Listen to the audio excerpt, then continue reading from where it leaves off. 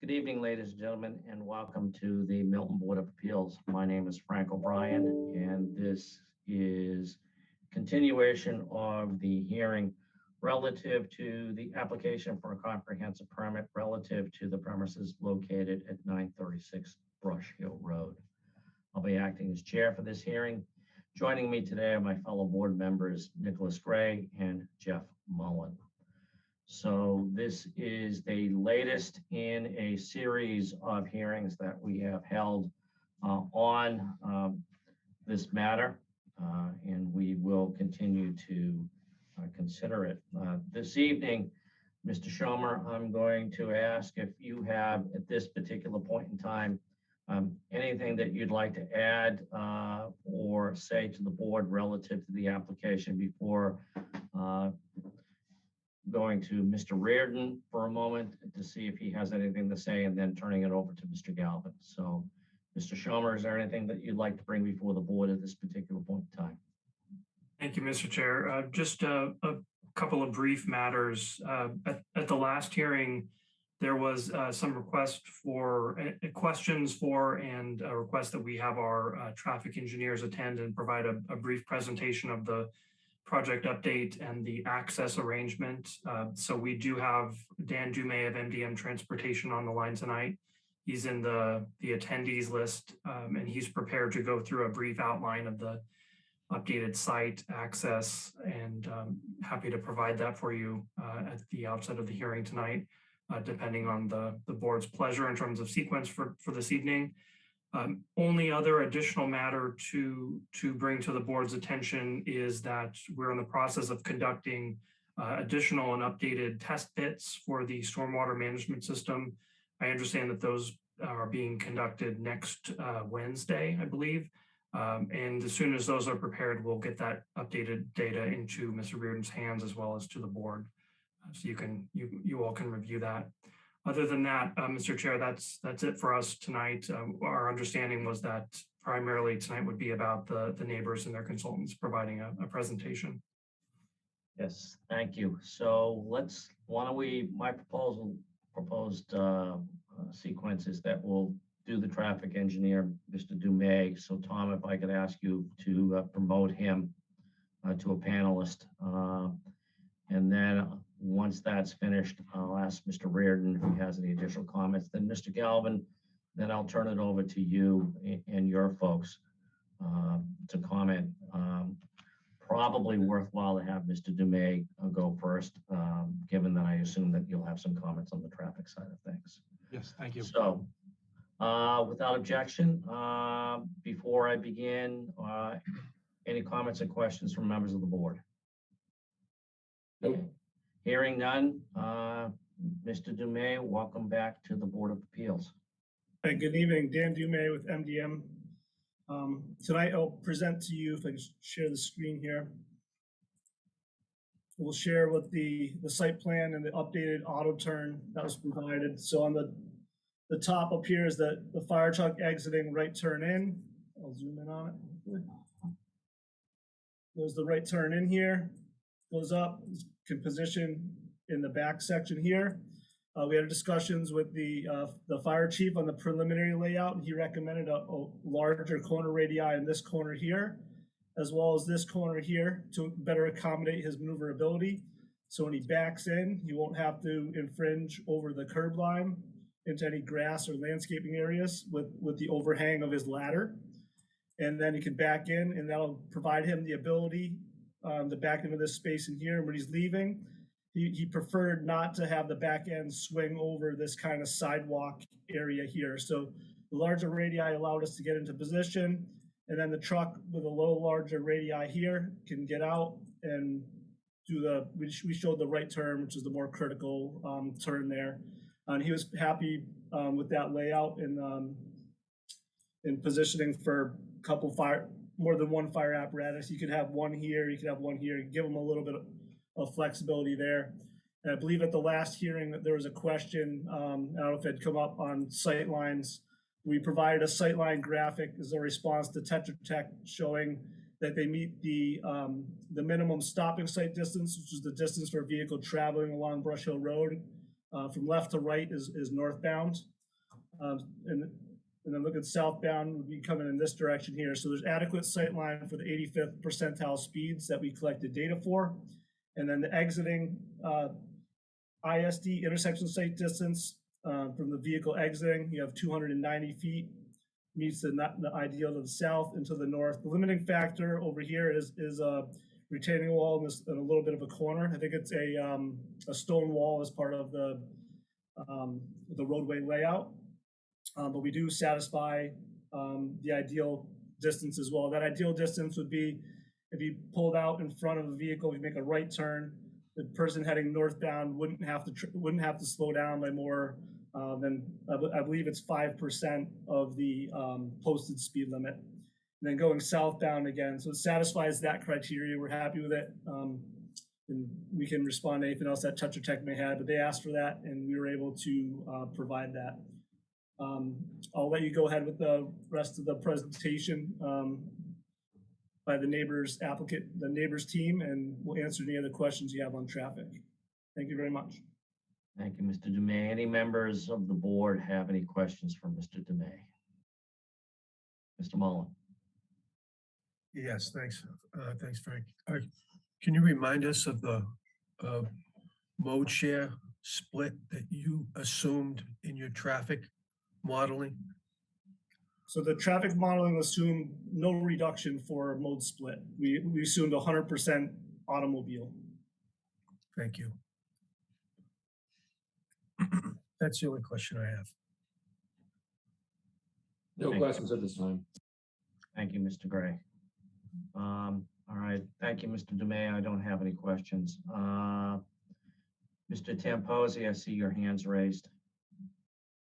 Yes, I did just want to clarify one thing on the auto turn layout that Dan had showed, is that and I know this has come up in prior hearings, so I just wanted to clarify for the record that the blue lines that are shown on that diagram, Dan, I don't know if you want to just pull that up again.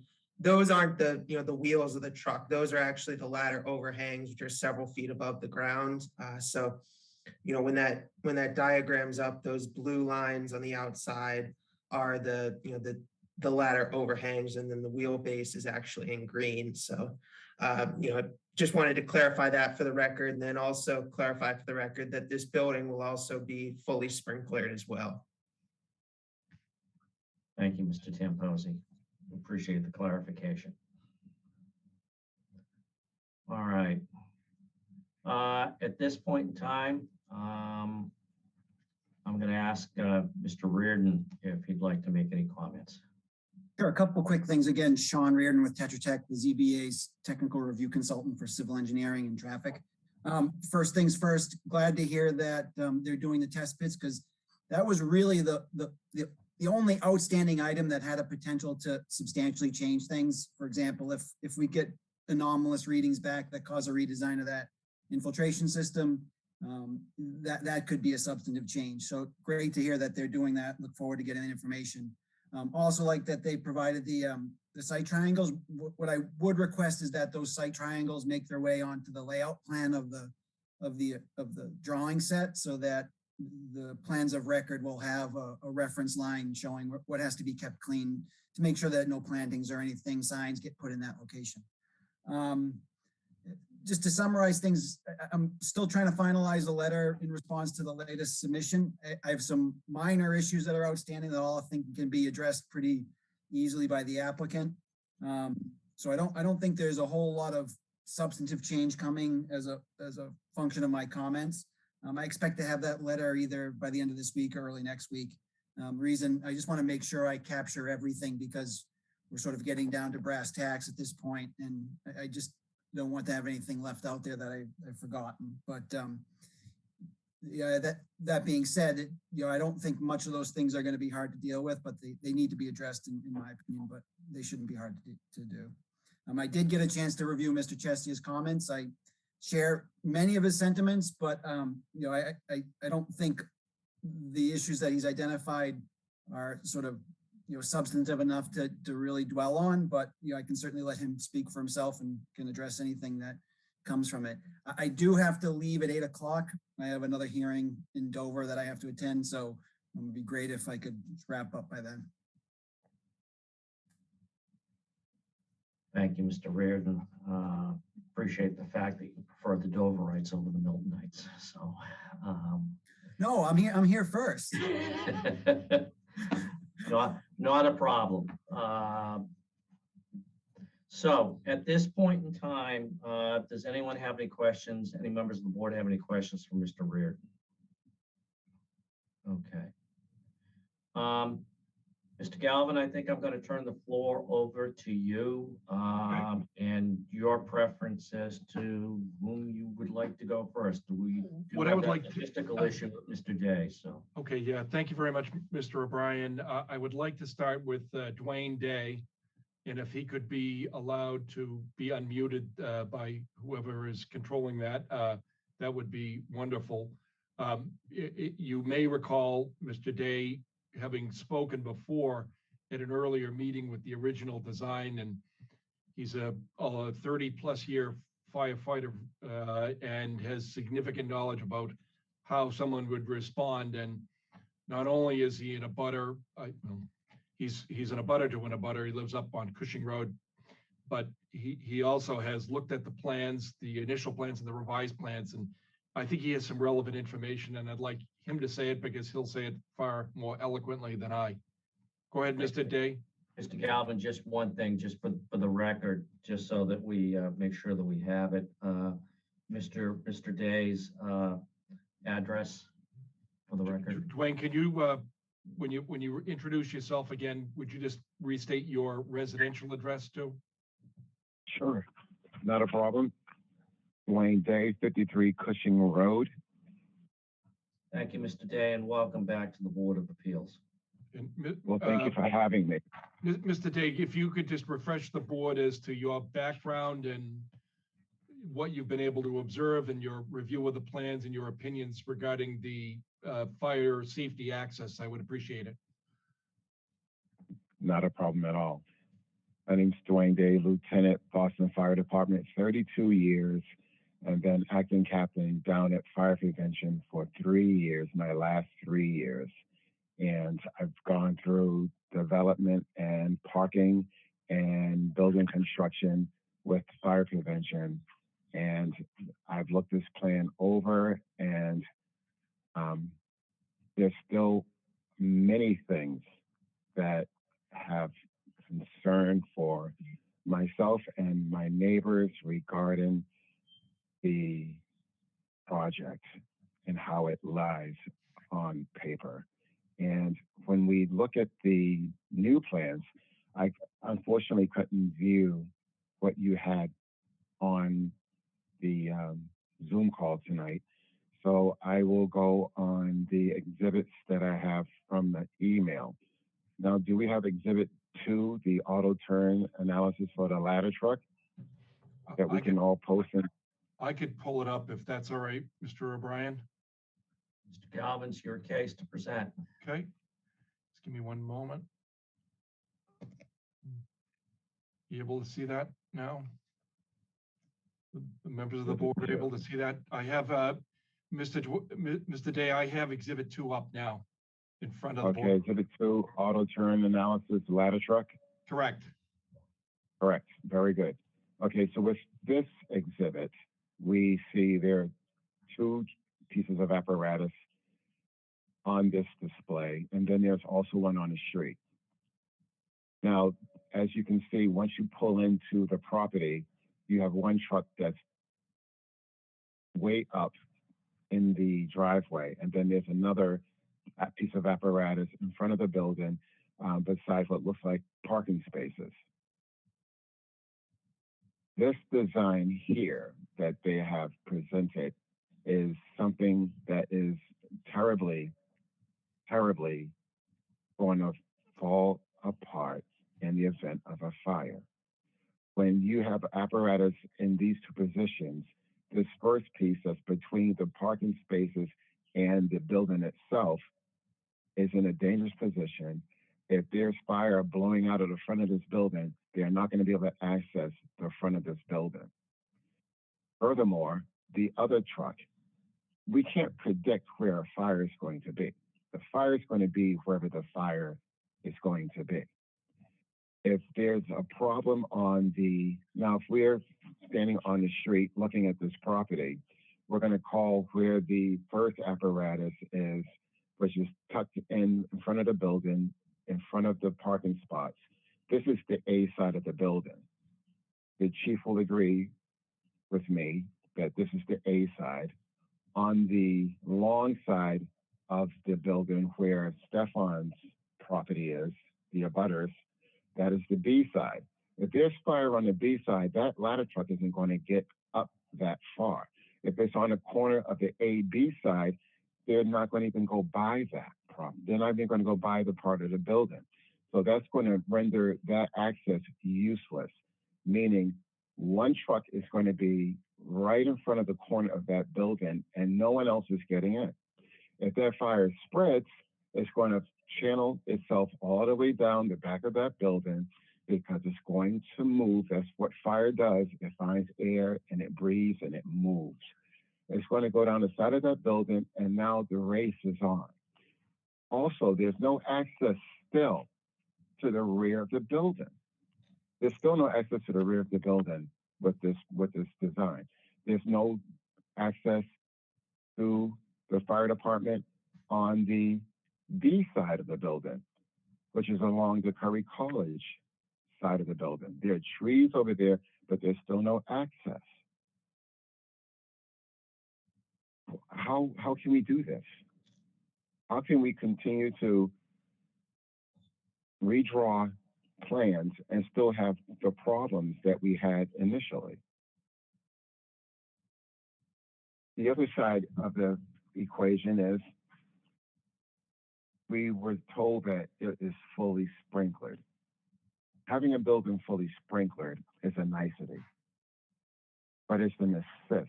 It only assists firefighters in doing their jobs. Seldom sprinklers will knock down a fire in a building. That's why we have the fire department. Sprinkler systems are like Social Security. It's nice to have, but you can't depend on it fully. And so with that being said, we have to be able to get in. We even supplement the sprinkler system once we get there.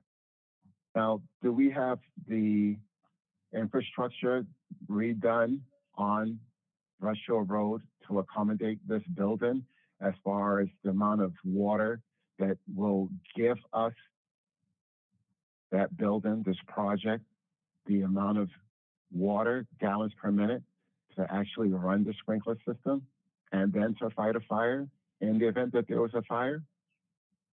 All these things still need to be considered. This is something that we haven't heard of. This line that they have on Brush Hill Road has been there for many, many years. They did a upgrade, I'm sure, to assist with Mir further up the road, but what about down this end? Now, if there's a fire in this building, are we going to have the GPMs to run that sprinkler system and then also to fight the fire? We don't know that. We still can't get to the C side of the building with the new design. We still can't get to the D side of the building with the new design. And with the old design, we as a group were told that the fire chief was happy and satisfied with it. And then we made changes. So why do we make changes if he was satisfied with it?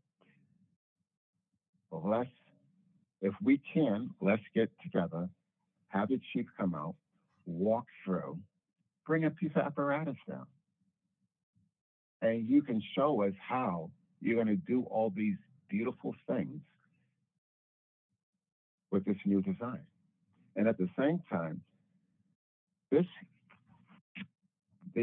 designs that you have here, these plans, show the ability for the trucks to get in and to get out. But in the case of an emergency, it's not as simple as driving up and parking your apparatus. It's totally different. It's like symphonic chaos. We all know what we're supposed to do, but nothing ever goes the way you want it to go or the way you plan it to go. And it can't be relied upon the way that the plans are looking to safely put out a fire in this building with no access to the rear, no access to the east side of the building. And again, we're still in the same position. Unfortunately, we're still in the same position. Mr. Day, could you just explain that if there was a fire in the building, what type of apparatus would respond to that type of a call? The scope and size of this building, we're talking about 20 units. We're talking wood frame construction, fully sprinkled, but at the same time, fully sprinkled means for the insurance companies, their ability to assess loss and damage and so forth and so on. With it being fully sprinkled, we don't know the fire load that's going to be in that building. Fire load meaning people's personal effects, chattel, and everything else that is in that building, including cars and televisions, furniture, et cetera, et cetera, et cetera. Also including fire load is what the building is made of. With that being said, also for the fire department, you're going to have 20 units in this building and they average 2 people per unit.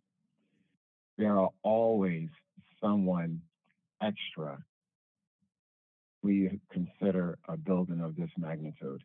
There's always going to be someone staying over or visitors or somebody who lives there who's not supposed to be living there. These are rental units. It always happens. We own property in Boston. We always have tenants who have somebody just staying for 2 weeks and they're going to be gone. That turns into 6 months, 9 months. It happens.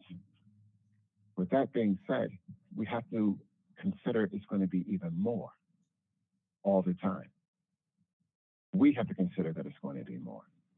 When we show up to a building, the first thing we ask people that are running out of the building before we run into the building, is there anybody else in the building? Is everybody accounted for? And to the best of their ability will tell you, well, we didn't see Mary, she's in apartment number 4 in the back. Now, when we're running in, if the sprinklers are going off, that fire is still going because if fire gets in between the walls or in a construction like this, there's going to be space between the floor, which is the ceiling in one apartment, and the lower floor. There's space where fire can travel because that's just the way the buildings are designed. And the wood and everything else, there's going to be probably some fire stops, but fire will run and it will channel through. As long as it gets some air, it's going to run. And then we have the problem of it jumping from one part of the building to another part of the building. Been there, done that hundreds of times. It happens. It happens. These are the ugly instances that we fall into when we're fighting fire and when we have buildings built like this, big box balloon frame construction made out of wood with sprinkler systems. It happens. It happens. And if we can't get around that whole building, it makes it even more dangerous. Substantially more dangerous. Time is everything when you're fighting a fire. Time is of the essence, it's everything. If it takes you minutes, 2-3 minutes to respond, the top of Bradley Street and Blue Hill Avenue, 138 is a firehouse. It's a single engine company. There's an officer and 2 guys. That's 3 people. 3 people. The next closest firehouse is over by Town Hall. The ladder truck and the engine company and the chief. That is more than 3 minutes away. So you get a fire, smoke, alarm goes off. It could be already 2-3 minutes burning. And then you get the bell. And then the guys from up the street start to respond. They come down, they get there. It could be in the back, it could be in the basement, it could be between the roof and the ceiling on the top floor. Nobody sees smoke. It could be blowing out the back. Nobody can see it. 2 o'clock in the morning. They're walking around. They're looking for the cause. They're looking for smoke. They smell smoke, but they can't find it. Blowing out the back. Now they see it. Now they go into attack mode. And now we have the situation where we need more help. Now that fire's been going for a good 5 or 6 minutes. Now you alert the chief and you alert the other companies, hey, we got a fire. And then at that point, you call Boston. Now, 49 over in Reedville, single company, they're going to respond. Once they get there and they see what you got, and if it's getting out of control, they're going to then call 48 and 28, which is on Fairmount in Hyde Park. Now we're talking 10 minutes in. And all that apparatus is going to be on Brush Hill Road because it can't fit into this development. It just can't fit. And again, if it's in the front, you're not getting trucks past the long alleyway. If it's on the side, not getting trucks past the long alleyway. It's just not. It's not going to work. And I'd be happy, and I'm sure my neighbors will be happy, to sit down or even meet the chief over and have him explain to us how this is going to work in the event of a fire on any side of this property. The A side, the B side, the C side, and the D side. Dwayne, thank you very much. Does the board have any questions of Mr. Day? Because I'd like to move on to a couple of traffic issues, and then move over to Mr. Cheshire. Not at this time. Yeah, a couple actually.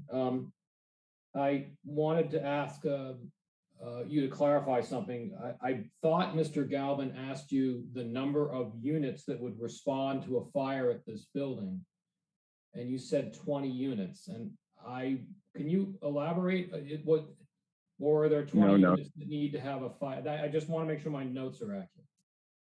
Okay, for your notes, I was referring 20 units as 20 units meaning 20 apartments in this project, correct? Well, that's what I'm asking. Is that correct? Yeah, no.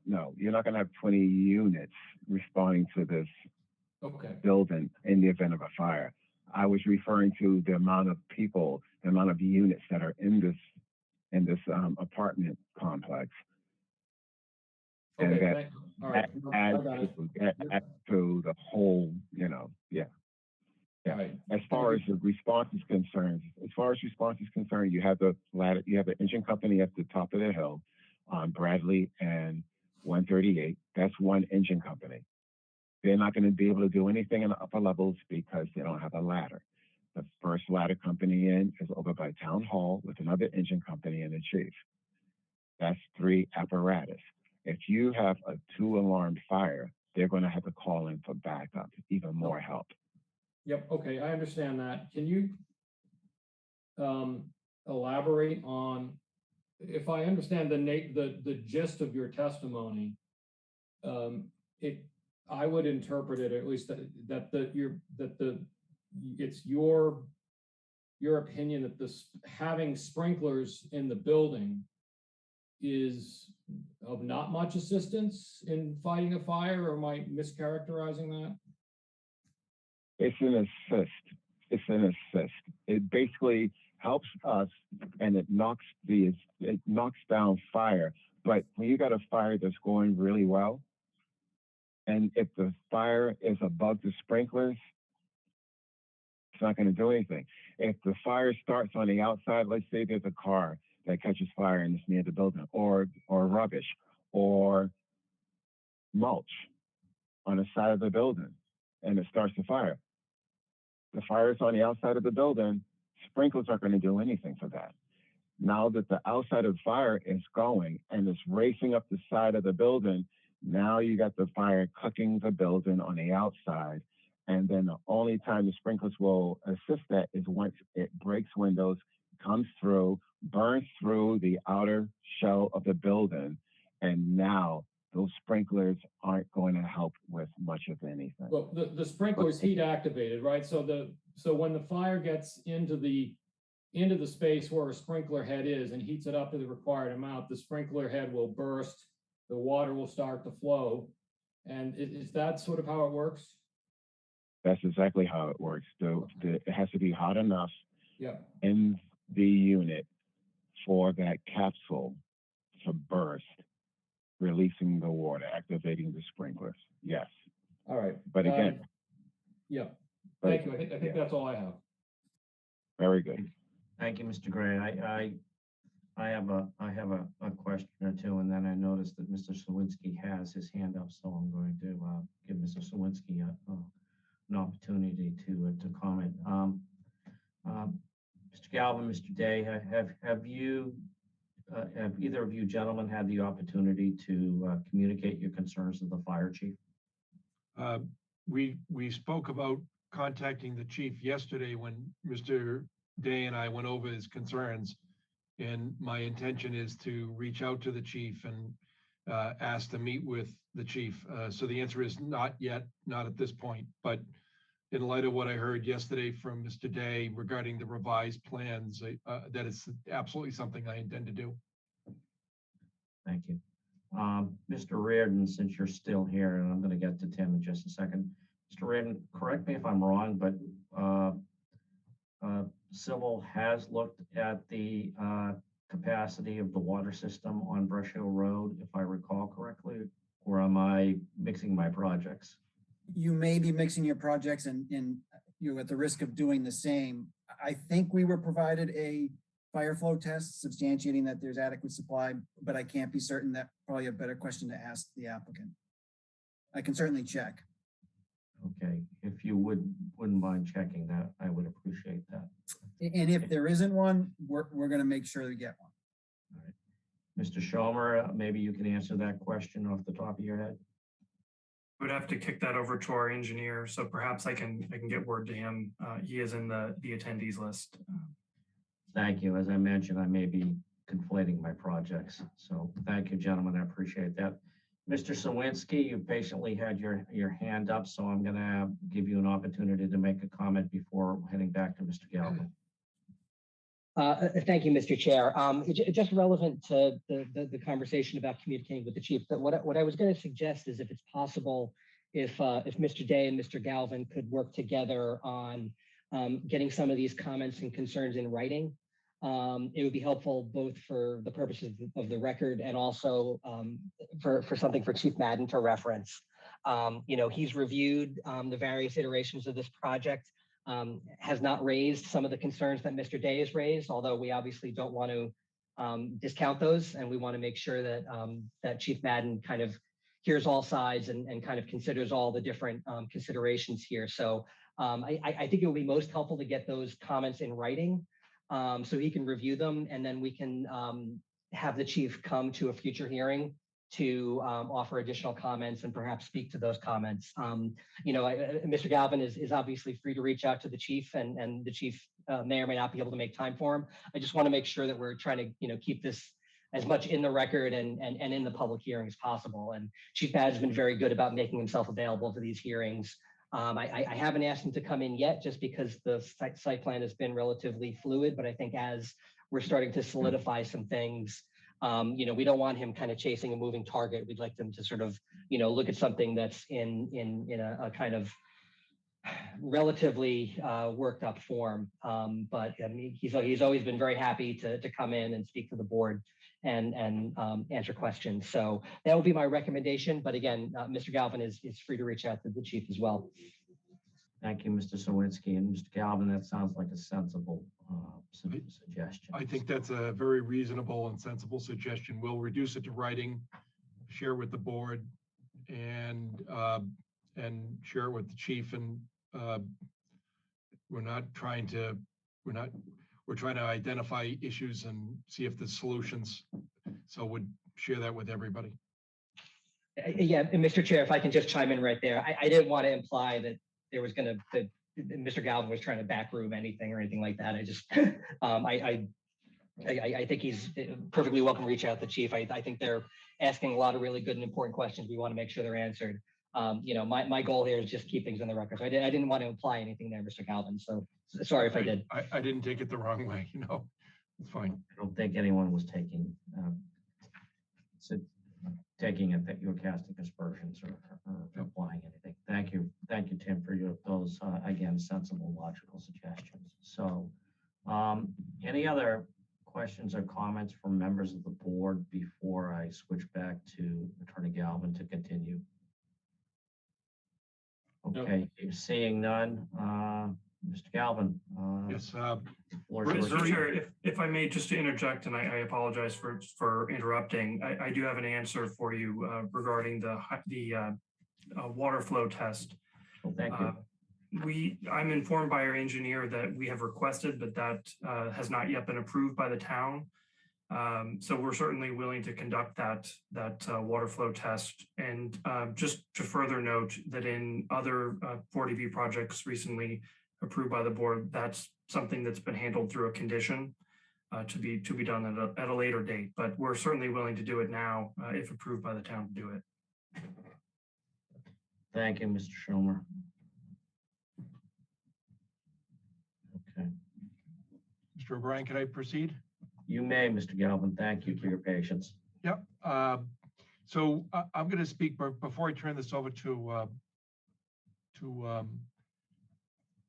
Mr. Cheshire, I'm going to hold on one second. I'm trying to get something to share with you. Just give me 1 second here. Okay, can you see my screen now? Yes. Okay. Before I turn this over to Mr. Cheshire, I wanted to address a couple of points that have been made. When I read Mr. Reardon's initial peer review letter, I noticed that he was conducting the traffic review and commented on the need for a stopping site distance calculation and a intersection site distance calculation. And what I've got on the screen now is basically a explanation prepared by a traffic engineer that I've consulted with that is not giving testimony yet regarding stopping site distance and intersection site distance. And I wanted to make sure that you understand, I'm not a traffic engineer, so I'm going to do the very best I can to explain it succinctly, but my understanding is they have then submitted 2 schematics that I can place up on the screen in a moment, and that I think Mr. Germain referred to before. One showing stopping site distance and the other one showing intersection site distance. And stopping site distance is the measurement of a distance within which a driver can effectively see an object in the roadway and stop their vehicle before colliding with it. And it involves an AASHTO standard that coordinates reaction distance and braking distance. Reaction distance meaning the amount of distance that a car will travel once a driver sees a problem or an object in the road, and then the distance traveled by a vehicle from the instant that brake application begins.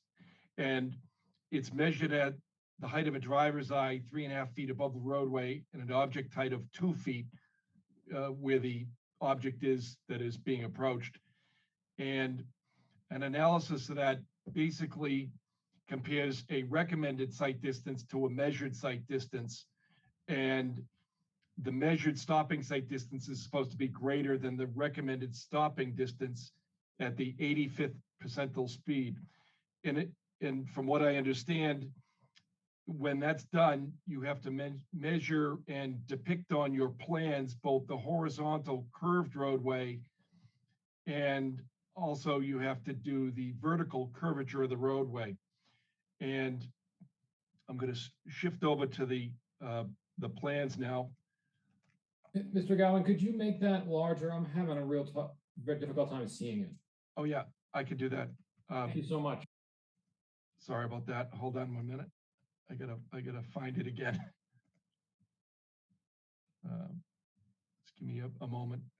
I had it up and now I've lost it. So,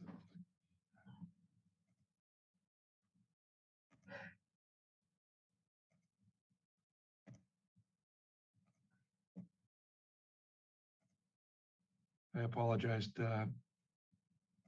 There we go. Are you able to see that now? I can see it. I was just wondering if you could click the bottom on the lower, sorry, the magnifying button down there in the lower right-hand corner to increase it from 100% to the little plus sign in the lower, very lower right-hand corner of that screen. Or, oh yeah, with the zoom. That's it. Sorry.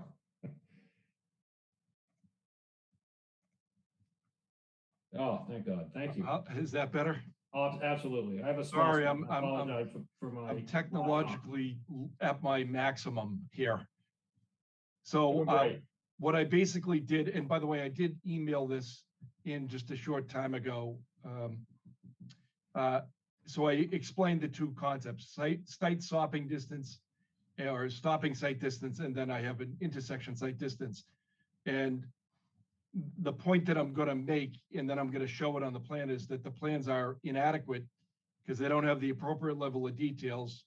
There isn't sufficient stopping site distance, and that creates a traffic hazard for passing vehicles that are traveling, particularly from the south to the north on Brush Hill Road.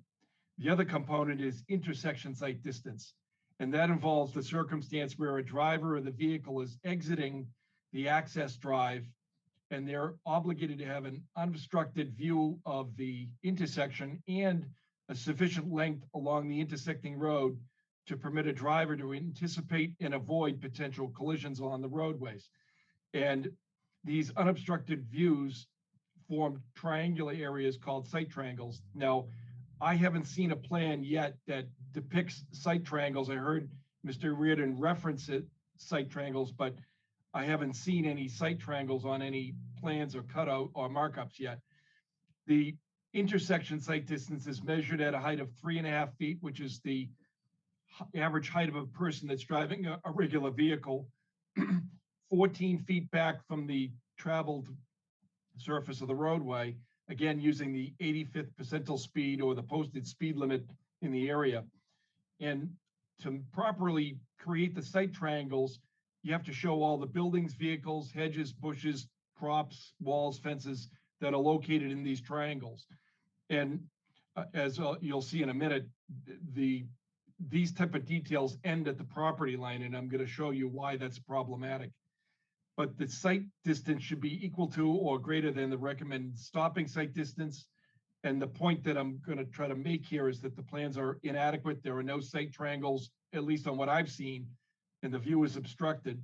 And I'm going to show you what it would look like if you were actually at the point where intersection site distance is being measured, and show you the improvements that are located principally along the abutting property, which is not under their control, to the south, owned by Curry College.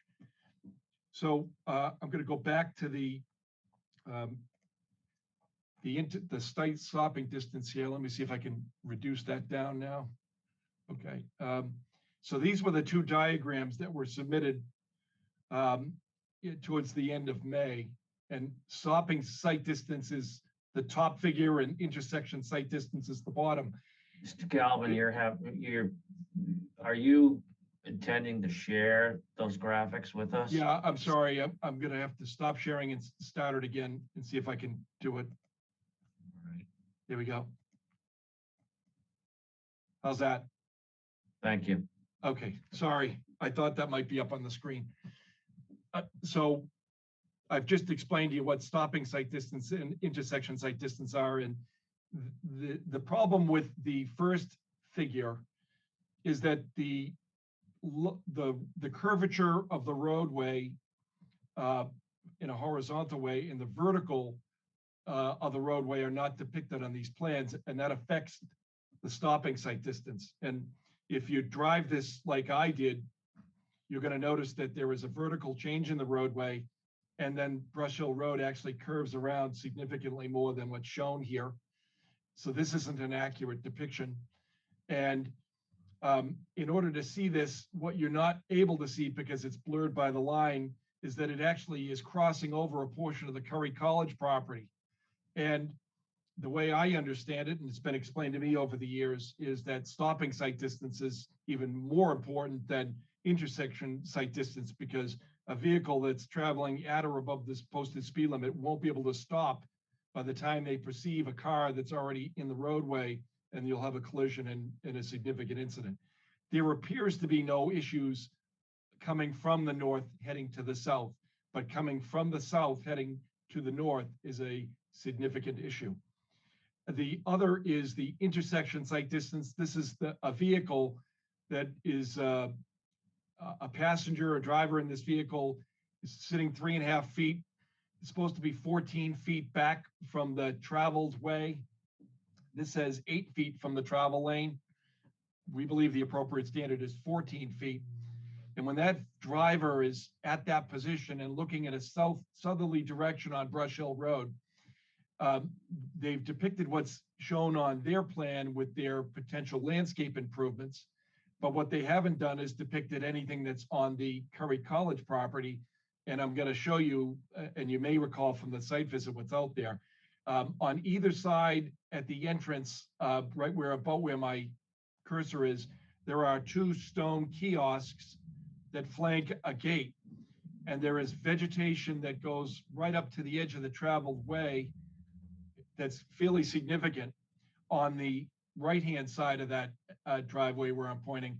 And on the left-hand side of the driveway, there's a stone wall that appears to either be in the layout of the roadway or pretty close to it, and a significant grade change going right up the hill and dense vegetation. So the entirety of what is shown here, beginning basically at the property line with Curry College, is obstructed.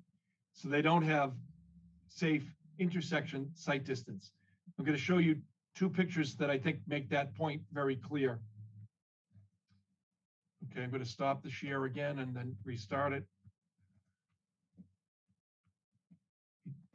This is a distance measured 14 feet back from the edge of the traveled way looking southbound. And you can see the granite markers here for Curry College. You can see the increase in the elevation and all of the dense vegetation, and obviously the telephone pole that's in the layout of the roadway. That blue line, okay, would generally go in this direction. There's no way that there's a adequate sight distance or intersection sight distance in a southerly direction. On the northerly way, you have to look across Mr. Burnett's property, and he also has trees and vegetation that are in the way. So we would very much like to see the sight triangles added to the plans, because I think it'll demonstrate the point that we're trying to make, is that there's just not adequate sight distance and stopping sight distance. And that really needs to be looked at closer, because if we don't do it and we don't mitigate it, you have a dangerous condition and there's going to be an incident. The other photograph I'll show you now.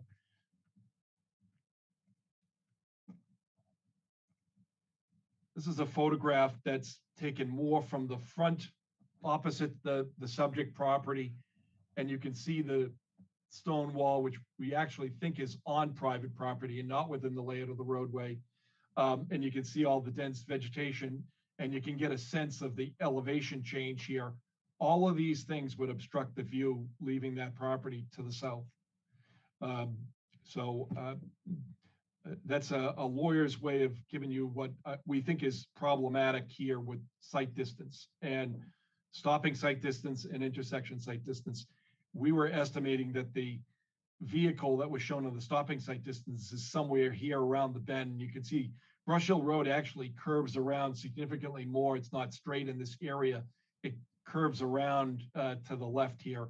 And we believe that the diagrams are not sufficiently detailed enough to lend an accurate conclusion here that the safe stopping sight distance, and there's clearly no inadequate intersection sight distance.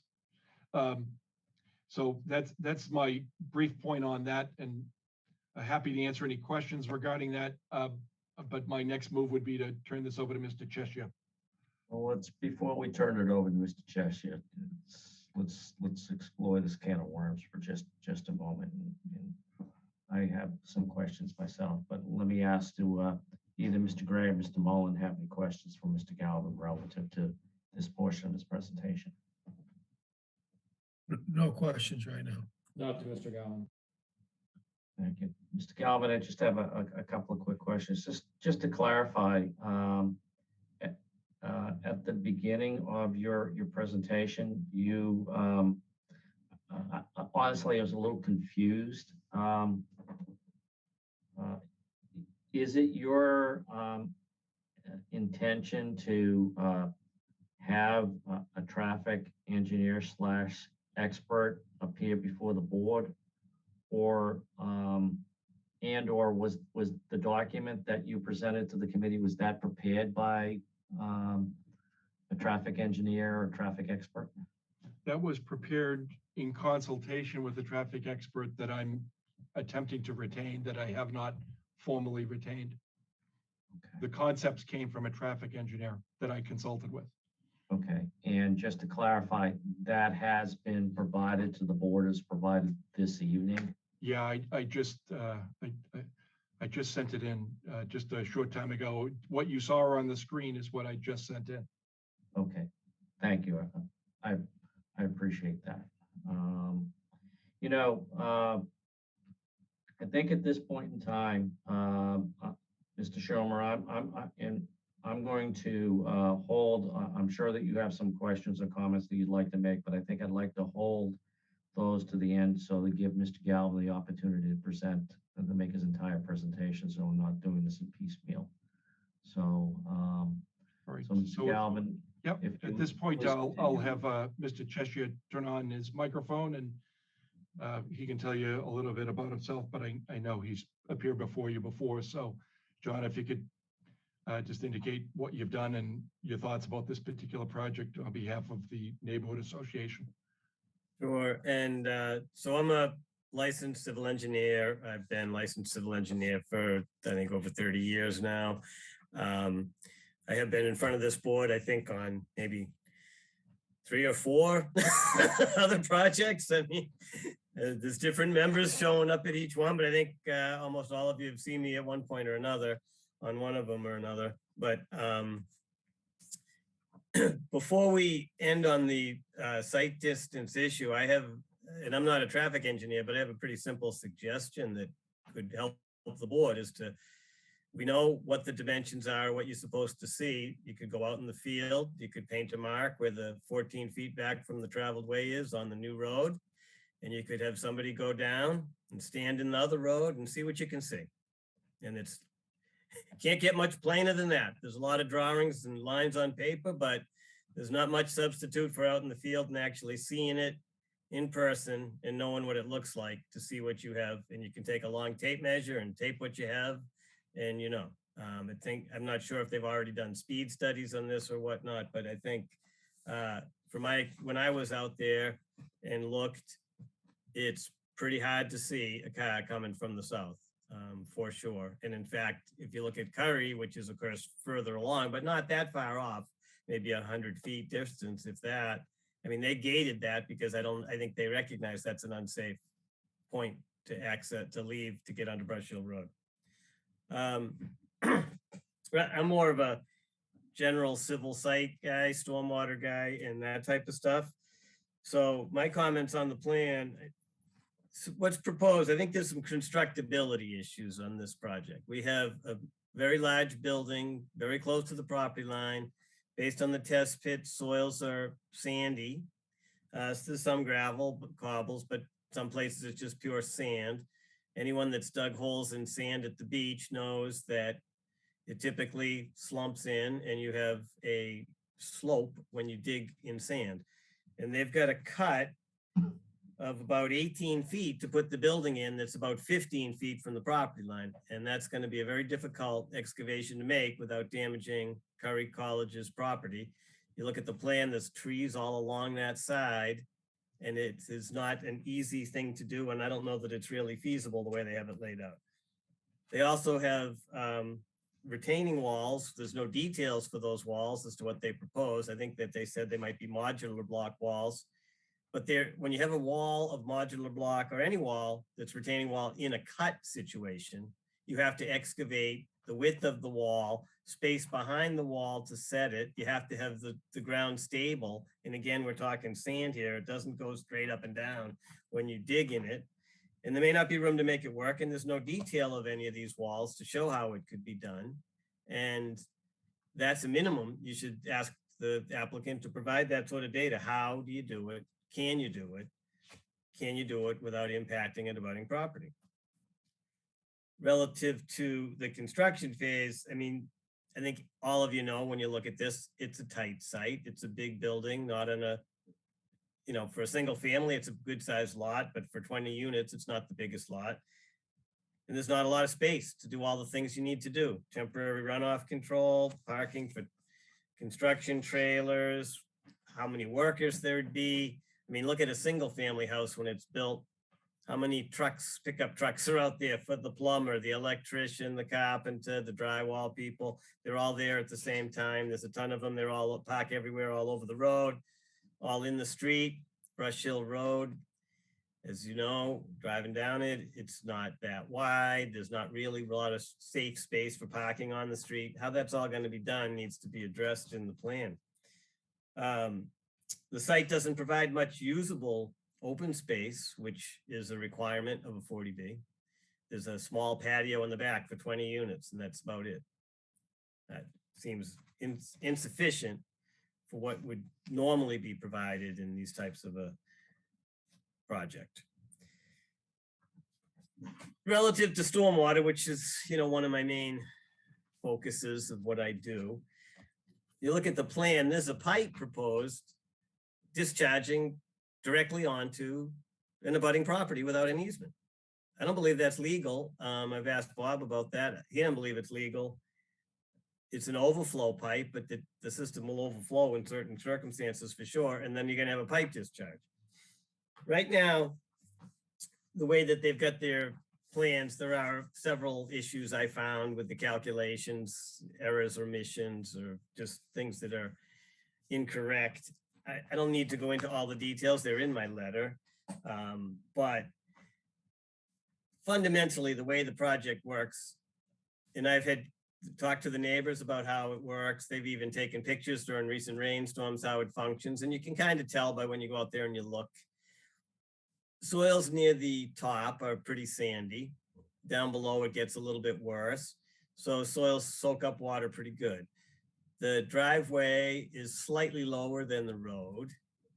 And the water comes down off the roof, comes down off the driveway, and flows across the sort of expanse of the front yard where it's lower and soaks in for the most part. It's not directly connected to anything. In the analysis, they have unconnected impervious area proposed, but not in the existing case. And I think that overestimates how much existing runoff there is. And then it underestimates how much proposed runoff there is. One of the biggest issues, though, I find with the analysis, they had to do a mounding analysis because of the groundwater separation issue, because there's some sandy loam, tighter soils below the sand. When you do a mounding analysis, you have to consider all the storms you're analyzing to determine that you're not going to have an impact. I did the mound and it found that the mound would extend well into the system and it would affect the outflow through that overflow pipe. So I think their analysis is significantly flawed and it needs some work. Maybe they can fix it. I don't know that, but as it is right now, it's not going to work, in my opinion, and there'll be a problem and it's going to go right into the neighbor's property and the house is right there below the pipe. I mean, none of you would want that if it was at your house, and neither do they. the plans and report also call for, well, the plans call for what's called a retainage system. The retainage system basically looks like a bunch of milk crates stacked together. That's what they are. You stack them up, you put them together, and that creates storage volume, and then the water goes into that. In the report, though, for their analysis, they say that it's Cultex systems with an isolator row, which you can't put in the retainment units because you can't get at it to clean it. So their TSS removal and how much treatment they get is flawed. Anyway, those are the main points that I wanted to make, and I'm happy to answer any questions that board might have.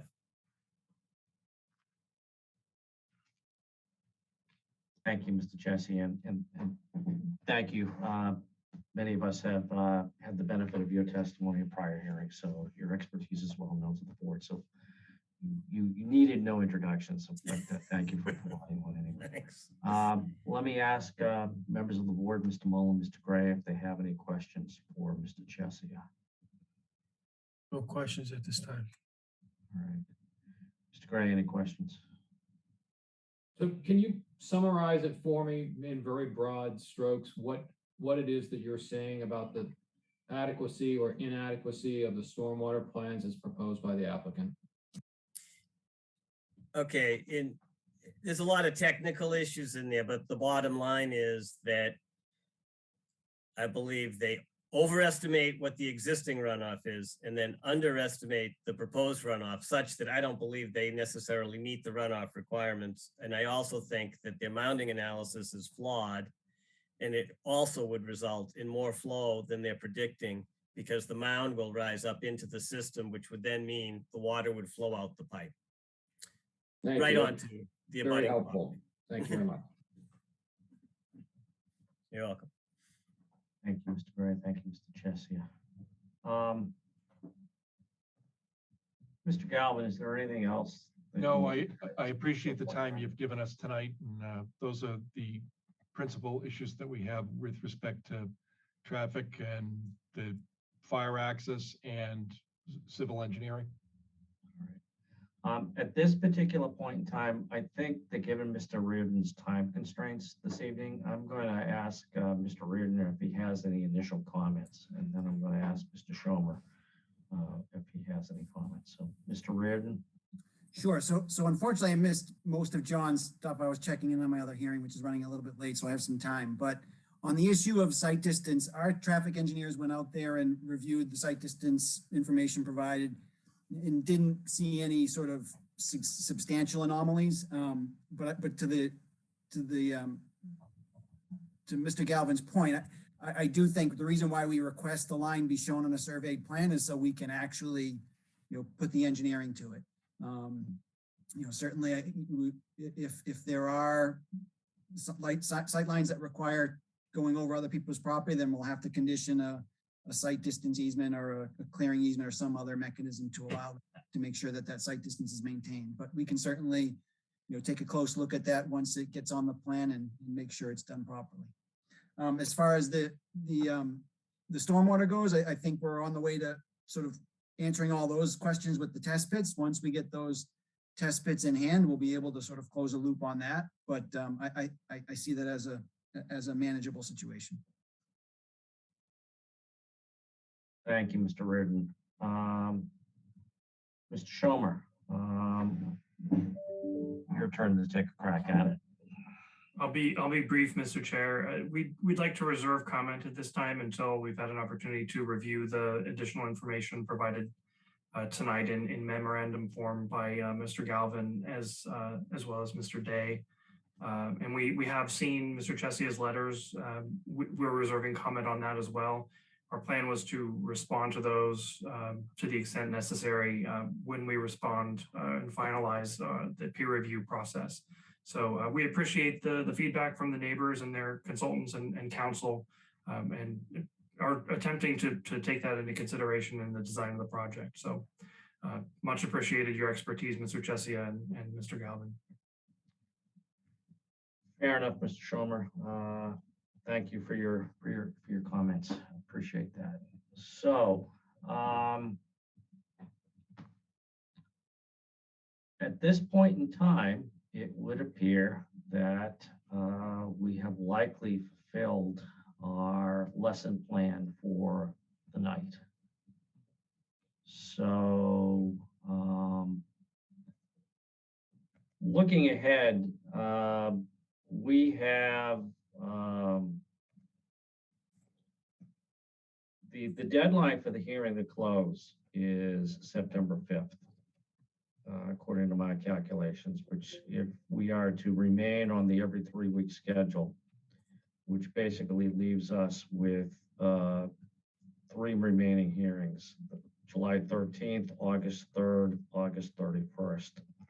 Now, the problem with the 31st one is frankly one that's personal for me. I'll be traveling and unavailable.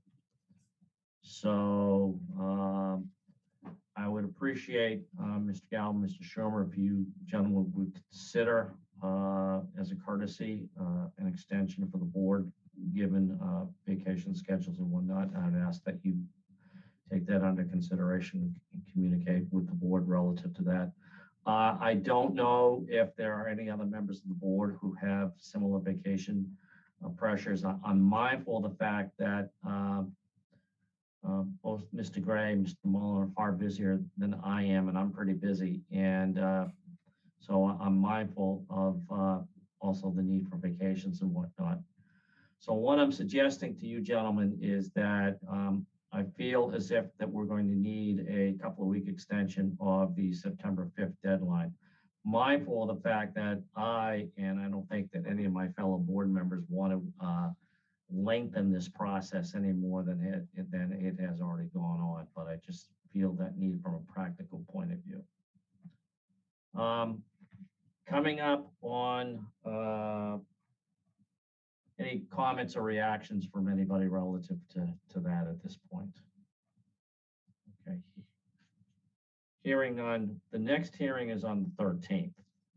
So as I see it, on the 13th,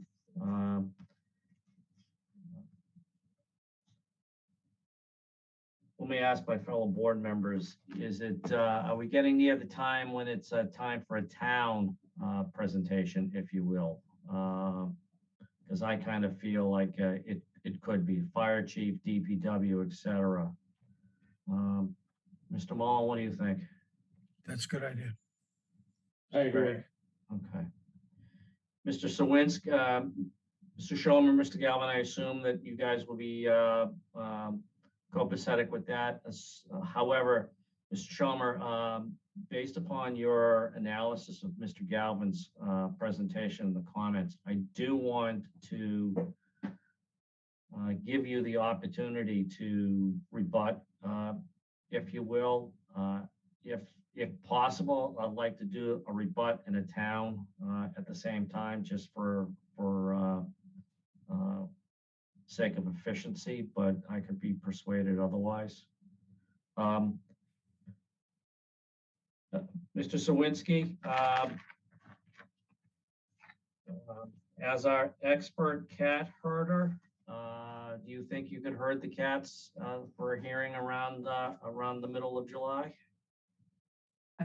I just want to bask a little bit in your collective wisdom, because I also independently thought it was a good idea to bring some department heads in for the next hearing. I was going to suggest that, but you beat me to it. So great minds and all that. Yes, no, Mr. Sawinski, that tells us that we've been spending way too much time on Zoom together. I do not disagree. It's been a blast though. The only thing that I would say is as long as we can get the comments from Mr. Galvin and Mr. Day, and then also Sean, and I'll follow up with Cliff Bomer. I want to have as close to final peer review comments as we can get into the hands of Chief Madden and the police chief and the DPW director and the town engineer. If those can get in their hands in the next week or so, I think that would be enough time for them to prepare and review and be ready to come in for the next hearing on the 13th. So I will have them pencil that in. And then, if everyone can get their comment letters in, within a week, that would be really great. And I think we'd be prepared for a good discussion. Thank you for that suggestion, Mr. Galvin. Mr. Schumer, doable? Yes. Yes, doable, Mr. Chair. If I might make one suggestion for the next hearing, time allowing, of course, we still have the matter of the proposed waiver list to go through. So if there's additional time at the next hearing, I would propose that we could make use of the time to spend 20, 30 minutes or more if needed to go through that. Thank you for the reminder. That's a good idea. All right. So according to my list, the 13th, hopefully town comments, fire chief, DPW, etc. Mr. Galvin, reducing the comments from Mr. Day to writing for the benefit of the record and the chief. Mr. Reardon, finishing up the comments that you noted earlier. That sounds like it's circling the airport about the land. And Mr. Schomer, potential issues that you may want to present relative to a rebuttal for your consideration. And then as a bonus, the waiver list. So Understood. Thank you. that sounds like a pretty ambitious agenda for the middle of July. So, but two things. I think that someone used the expression brass tacks. I do think that this hearing is beginning to get down to brass tacks. So I'd ask everybody to keep that in mindful. And I'd also like to thank Mr. Day for his comments, and I also want to alert him that I am going to borrow one of his phrases. I am going to find a place to use the phrase symphonic chaos because I just like the way it sounded. So with that, let me ask if any members of the board have any additional questions or comments to make at this time. Okay, seeing none. Mr. Galvin, anything else you'd like to add? No, thank you very much. All right, Mr. Schomer, anything else that you'd like to add? No, thank you, Mr. Chair. Okay. Thanks, everybody, for your time and attention this evening, and this hearing is adjourned. We will convene again at 7 p.m. on July 13th. So Good evening, everybody. thank you all. Good evening, everyone. Thank you.